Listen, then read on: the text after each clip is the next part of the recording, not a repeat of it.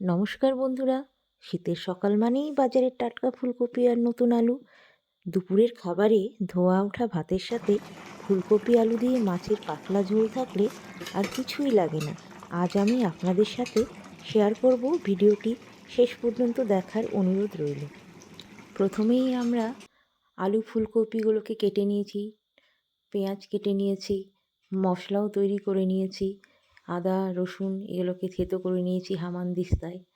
এবার শুরু করা যাক। আলু ফুলকপিগুলোকে ভালো করে ধুয়ে নিয়ে এবার কড়াইয়ে তেল বসিয়ে পেঁয়াজ, আদা রসুন কাঁচা লঙ্কা ভালো করে আমরা কষে নিচ্ছি।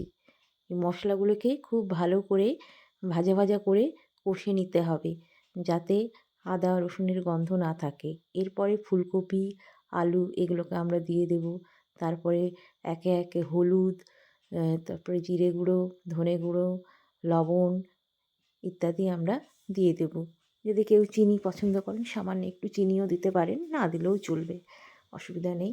এরপরে টমেটো দিয়ে খুব সুন্দর করে আমরা কষিয়ে নেব। দেখুন তরকারির রঙটা কি সুন্দর হয়েছে, খুব সুন্দর রং হয়েছে। এরপর ভালোভাবে কষিয়ে নিয়ে এরপরে আমরা এর মধ্যে দিয়ে দিব জল। জল দিয়ে কিছুক্ষণের জন্য ফুটতে দেব, 20 থেকে 25 মিনিট মতো ফুটতে দিলেই হবে, 20 মিনিট দিলেই যথেষ্ট।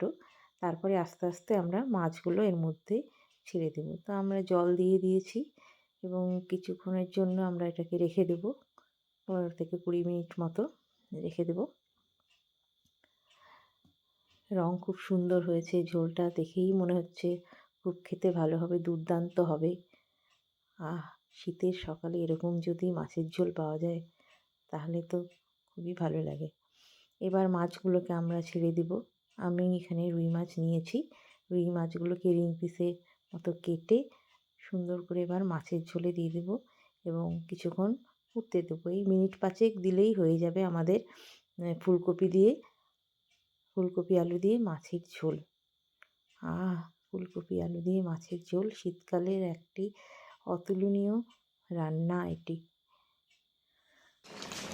মাছের ঝোল ফুটে উঠেছে, সুন্দরভাবে হচ্ছে মাছের ঝোলটি।